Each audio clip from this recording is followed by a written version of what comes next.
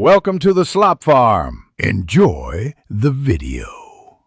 You start now by creating or plugging a Windows 10/11 installation or recovery USB. This gives you the repair tools you need. Once booted to the media, choose Repair Your Computer and then Troubleshoot to access Command Prompt.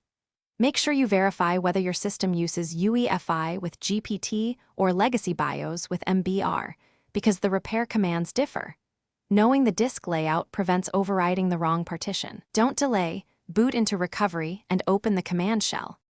From the command prompt, use diskpart to list volumes and assign a drive letter to the Windows partition if missing. This ensures commands target the correct volume. For MBR systems, run bootrec/fixember/fixboot and /rebuild. For UEFI/GPT, use BCD boot C /Windows/SS/F UEFI after assigning the EFI partition to S. Once done, check for success messages. If rebuild fails, export the old BCD, remove it, and rerun BCD boot to create a fresh store. These steps restore loader files and entries. After rebuilding the boot configuration, reboot the machine without the USB and confirm Windows loads. Make sure BIOS/UEFI boot order prioritizes the repaired drive.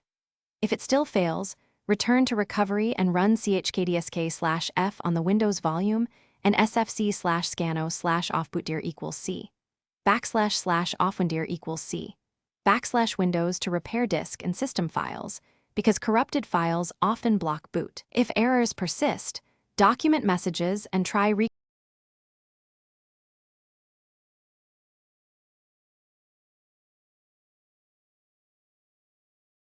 Thanks for watching. Consider subscribing if we helped you today.